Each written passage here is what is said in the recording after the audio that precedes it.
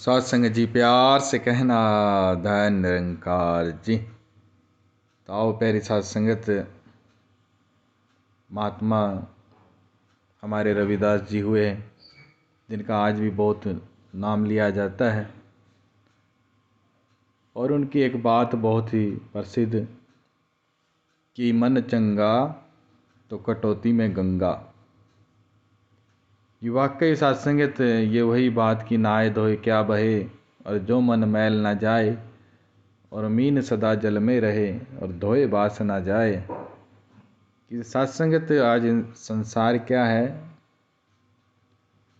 कि तन को रंगने की भक्ति हो रही है, कि तन को नहला लो, तन को सजा लो, भगवा वस्त्र पहन लिया, कि उजल कपड़ा पहन करी पान सुपारी खाए, और बिना हरि भजन नाम के सीधा यमपुरी जाए। लेकिन जो संत महात्मा है वो सत्संग हमें बता रहे हैं कि भक्ति जो है मन से है, कि मन चंगा तो कठौती में गंगा। तो इसका मतलब ये है कि कहीं जाने की जरूरत नहीं है। अगर आपका मन साफ है तो सब कुछ आपके पास है, कठौती में ही गंगा। तो सत्संगत इसी के ऊपर वो कहानी याद आती है उनकी, गुरु रविदास जी की, कि एक बार गांव से कुछ पंडित जो पाखंडी थे, देखिए आज भी संसार कितना भ्रम में है। समाज उनकी बातें सुनता है कि किस तरह से पाखंडियों ने उनका विरोध किया, उनको दबाया, लेकिन अंत में उन्हीं की वाह हुई, गुरु रविदास जी की। लेकिन आज भी संसार उसी पाखंड में डूबा हुआ है, क्योंकि मन को जहाँ रंगने की बात आती है संसार वहाँ पीछे हट जाता है, क्योंकि मन को रंगना बहुत ही मुश्किल है। तन को रंगना तो बहुत ही आसान है। वही एक बार दास ने भी कहा था कि साधु बनने में ऊपर से और डाकू और साधु कोई फर्क नहीं है, थोड़ा सा ही फर्क है, 2 मिनट का खाली। कि साधु की भी दाढ़ी होती है और डाकुओं की भी दाढ़ी होती है बड़ी बड़ी, और उसको डाकू को साधु बनने में कितनी देर लगेगी। केवल भगवा वस्त्र पहन लेना, बस साधु बन गए। तो तन को तो कोई भी रंग लेता है, लेकिन मन को रंगने की बात हो रही है।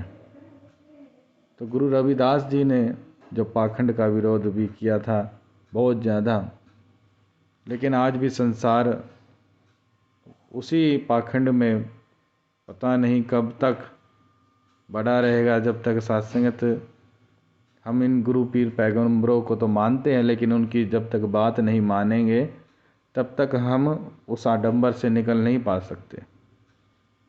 तो पंडित लोग जो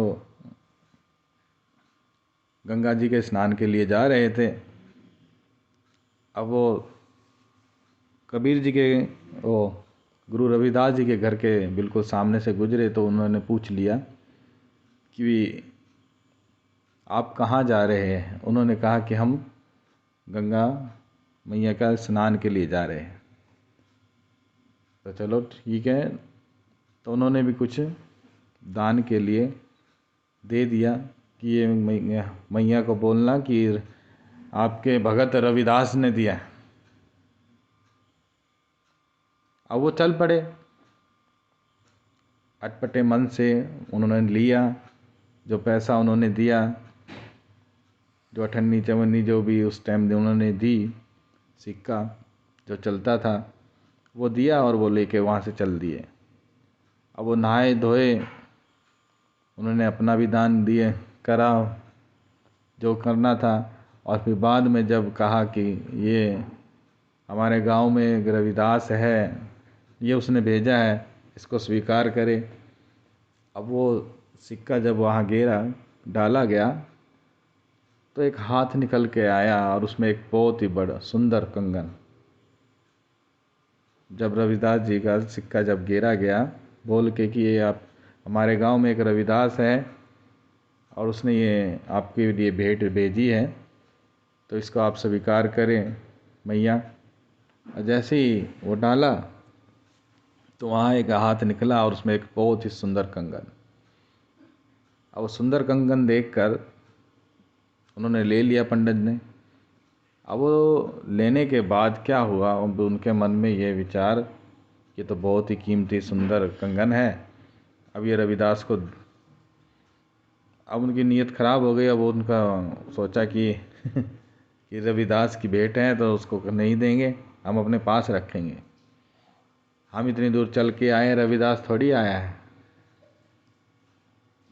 ऐसे ही जब लालच मन में आता है तो अपने आप ही इधर उधर की बातें मन में आ जाती है, अपने आप को बहलाने के लिए कि हाँ हम इतनी दूर चल के आए हैं, हमने इतना उपराला किया, ये तो हमारा बनता है।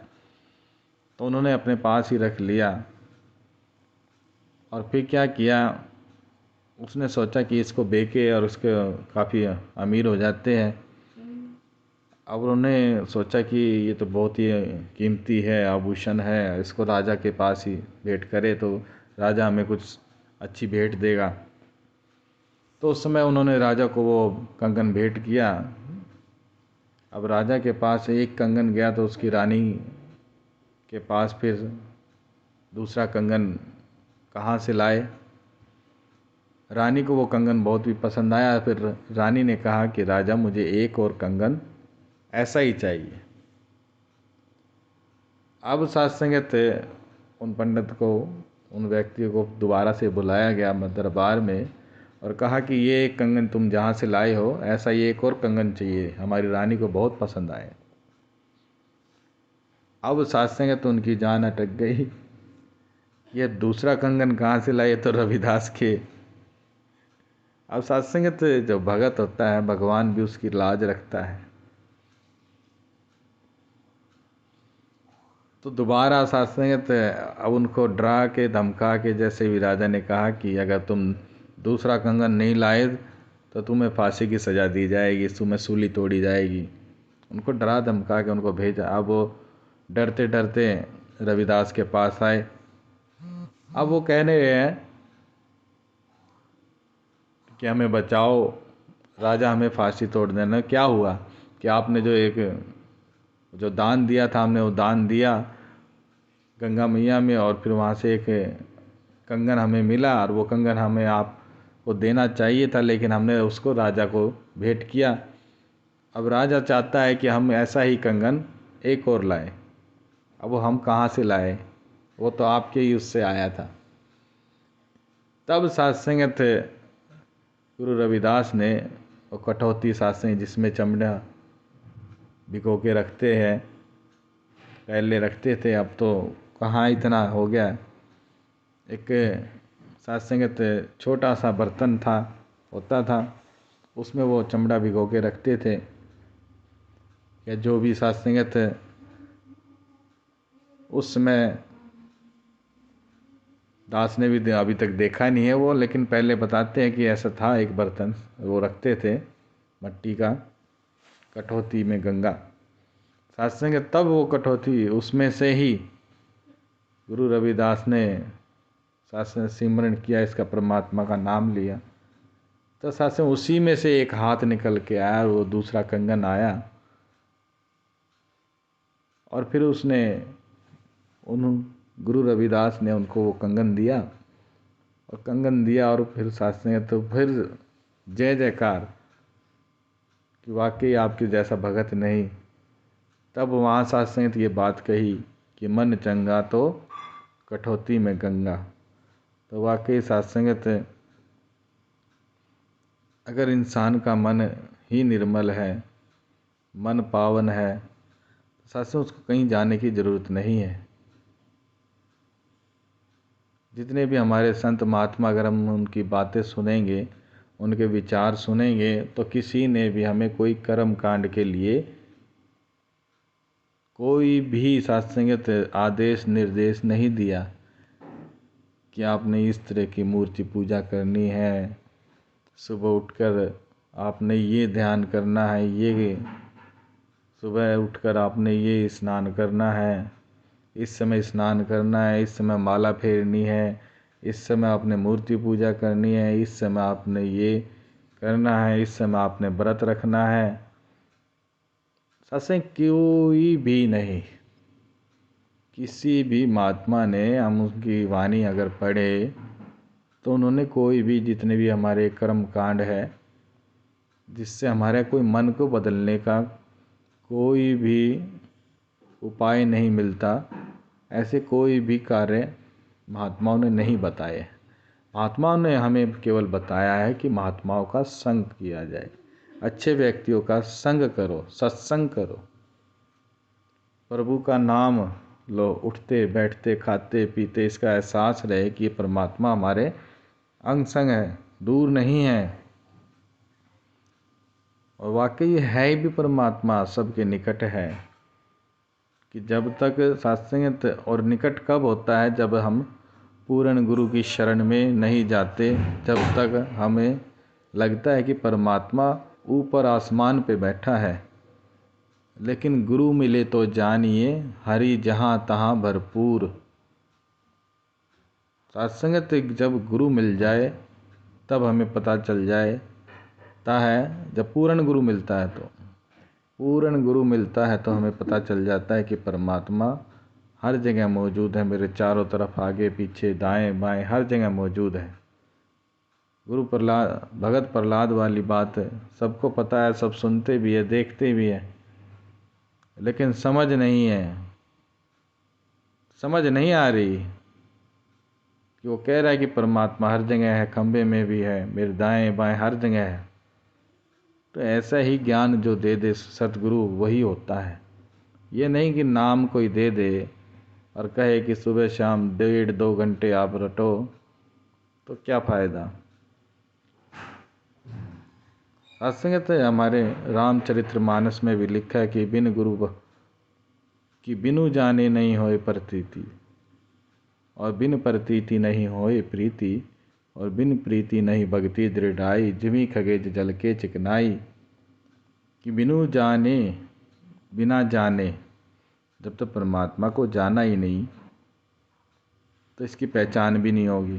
प्रतीति, बिनु जाने नहीं होए प्रतीति, प्रतीति मतलब पहचान होता है।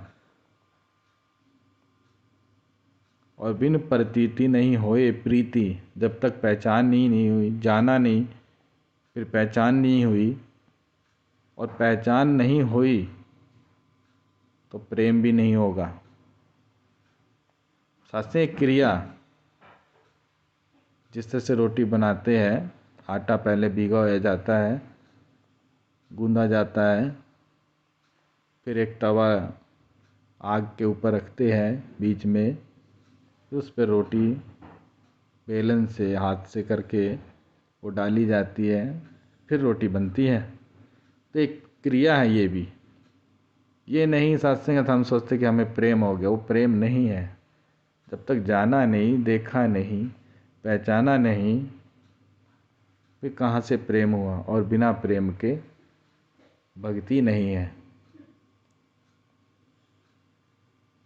और बिना प्रेम के भक्ति नहीं है। ये महात्मा गोस्वामी तुलसीदास जी ने लिखा है।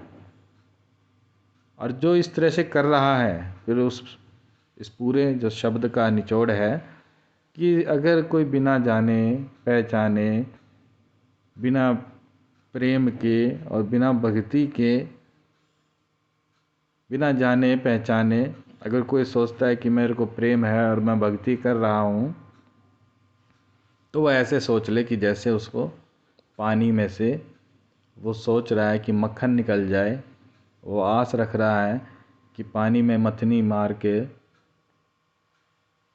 मैं सोचूं कि इसमें से घी निकलेगा। वो सत्संग से असंभव कार्य है बिल्कुल।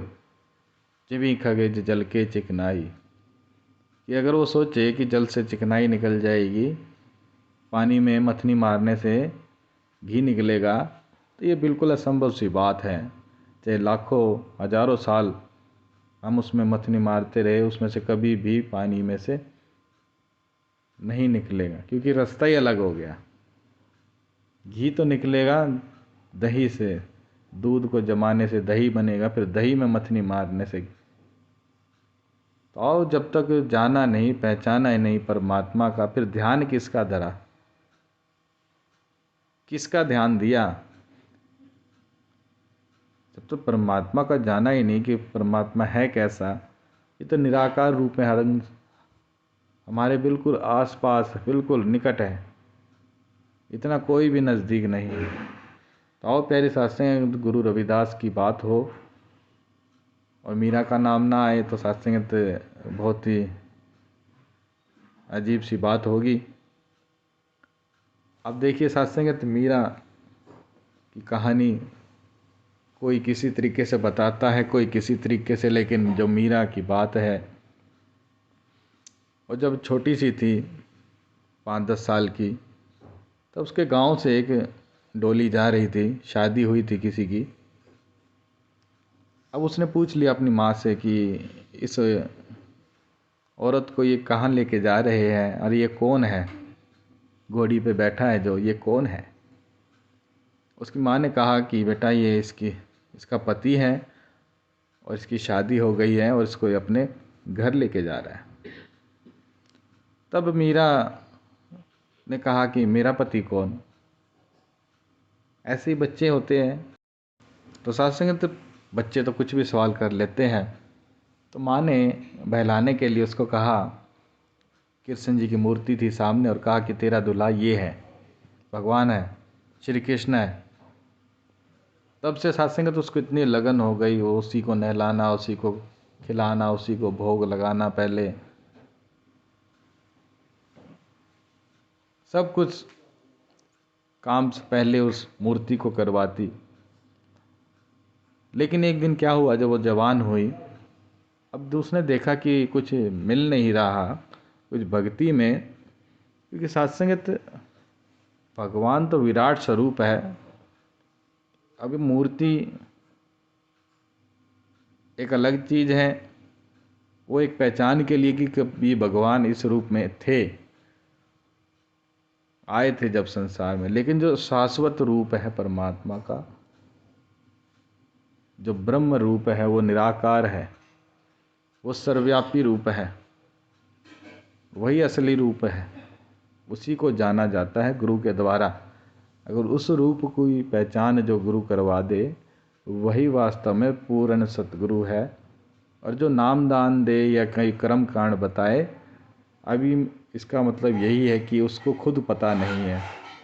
तो आओ प्यारी साथ संगत, एक दिन वो चक्कर खा के मंदिर में गिर गई। मंदिर गई थी तो वहाँ उसके वो शब्द लिखे हुए कि लकड़ी जल कोयला बही और कोयला जल बही राख, और मैं अभागिनी ऐसी जली कोयला बही ना राख। सत्संगत, उसने कहा कि लकड़ी जली तो कोयला बन गई, कोयला जला तो राख। मतलब उस राख बनने के बाद वो शांत है, अब उसका कुछ नहीं हो सकता। मतलब वो अपनी पूर्णता की तरफ अग्रसर हो गई। लेकिन मैं तो ऐसी जल रही हूँ कि ना तो मैं लकड़ी बनी हूँ, ना कोयला और ना राख, क्योंकि मुझे कुछ मिला नहीं इस भक्ति से। क्योंकि सत्संगित बिन देखे की जो भक्ति है, सत्संगित बिन जो जाने पहचाने, वही बात तुलसीदास जी वाली कि बिनु जाने नहीं होए प्रतीति, बिन प्रतीति नहीं होए प्रीति। कि जब तक जाना नहीं, पहचाना नहीं, फिर भक्ति कैसी सत्संगित? उससे कुछ प्राप्त होने वाला है नहीं संसार में। हम सोचते सासे हम भक्ति कर रहे, लेकिन सासे हमें परमात्मा का तो पता ही नहीं है। हम पूछे किसी से कि परमात्मा है कहाँ, वैसे तो कहेंगे संसार, पूरा संसार कह दे कि परमात्मा एक है, हर जगह मौजूद है, लेकिन जब पूछा जाए बताओ है कहाँ, फिर आसमान की तरफ इशारा, क्योंकि जानते नहीं है। तो आओ, जब तक गुरु नहीं ढूंढा आपने, जो जना दे आपको, बिल्कुल निकट करके दिखला दे परमात्मा को, तब तक ऐसे पर गुरु को खोजते रहो। लेकिन आज मैं दावे से कहता हूँ कि ये निरंकारी सतगुरु माता जी हमें इसी रमे गया हुए राम का ज्ञान कराकर निराकार रूप सत्संग निकट करके दिखला रहे हैं। तब सत्संग तो वहाँ उस समय भी गुरु रविदास मौजूद थे इस ब्रह्म का ज्ञान करवाने के लिए। तब उसको पता चला कि गुरु रविदास है और उनके पास ये ज्ञान मिलेगा परमात्मा का। तब वो सत्संगत उसका तप त्याग देखे आप। मीरा जैसा तो भगत हुआ नहीं, दास यही सोचता है कि जितना उसने तप त्याग किया होगा सत्संगत हमारे पास एक गाड़ी एक बंगला हो जाए तो सत्संग हम सोचते पता नहीं क्या हो गए। और कहाँ मीरा राजा की रानी पटरानी, और कहाँ सत्संगत आप सबको पता है गुरु रविदास जी कैसा काम करते थे। मोची का सत्संगत, जूते काटने का। अब वो सत्संग वो देखो उनकी लगन, अब उसको प्यास थी कि कहीं से मुझे परमात्मा मिल जाए। सत्संग महात्मा कहते हैं कि परमात्मा की प्यास ऐसी होनी चाहिए जैसे सत्संग कोई डूबता हो और उसको सोचता है कि सत्संग कोई भी मुझे एक सहारा मिल जाए, बस मैं बाहर निकल जाऊं। ऐसी लगन होनी चाहिए। अब उसको भी वैसी लगन, तो सत्संग गुरु रविदास के पास गई। तब उसके शब्द क्या हुए सत्संग जाने के बाद, जब उसको ब्रह्म ज्ञान की प्राप्ति हुई, तब उसके क्या शब्द थे कि पायो जी मैंने राम रतन धन पायो, और वस्तु अमोलक दी मेरे सतगुरु, कर कृपा अपनायो, कर कृपा अपनायो। कि वस्तु अमोलक दी मेरे, ये नहीं नाम दिया, वस्तु कि पायो जी मैंने राम रतन धन पायो, वस्तु अमोलक दी मेरे सतगुरु, और कर पर कृपा अपनायो। सत्संग तब वो शब्द मिले कि गुरु की कृपा से मुझे इस परमात्मा, सत्संग पहले तो मेरे पास नाम था, ये नाम रूपी धन गुरु ने मुझे दे दिया, मैं गुरु पे बलिहारी जाऊं। तो आओ प्यारी सत्संगत, ये गुरु पीर पैगंबर सत्संगत जब तक हम इनको मानते हैं तब तक वो अधूरी बात है। मानने के साथ साथ सत्संग इनकी बात भी मान लेना तो सत्संग हमारे जीवन का उद्धार हो जाएगा, हमारे जीवन में कल्याण हो जाएगा। तो आओ जो हमारे पीर पैगंबर ये समझा रहे हैं कि परमात्मा ये सर्वव्यापक है और निराकार रूप में हर जगह मौजूद है और इसको जाना जा सकता है, और ये जन्म जानने के लिए ही मिला है। किसको? परमात्मा को। ये नहीं कि अपने एक बंगला था 10 बंगले बनाने हैं, वो काम करो, लेकिन ये नहीं कि केवल उसी काम के लिए जीवन को लगा दो, भौतिकवाद के लिए अपने जीवन को उसी पे खर्च कर दो। नहीं, साथ के साथ इस परमात्मा की तरफ ये अग्रसर रहो कि क्या मैंने इस परमात्मा को जाना है, कि ऐसा परमात्मा जो कभी नष्ट नहीं होता, जो अछेद है, अभेद है। अब ये मूर्ति तो टूट भी जाती है, इसको कोई चोरी भी कर लेता है। मूर्ति परमात्मा थोड़ी है। तो ऐसे परमात्मा की खोज करो, ऐसे गुरु की खोज करो, परमात्मा की नहीं। परमात्मा तो हर जगह मौजूद है। ऐसे गुरु की खोज करो जो आपको इस परमात्मा को प्रकट करके दिखला दे। तो ऐसे कलयुग में अभी सदगुरु माता सुदीक्षा जी मौजूद है। तो जिसने ये ब्रह्म ज्ञान की प्राप्ति नहीं की है वो जरूर प्राप्ति करे और आए निरंकारी सत्संग में। तो आपका स्वागत है। प्यार से कहना, धन्यवाद।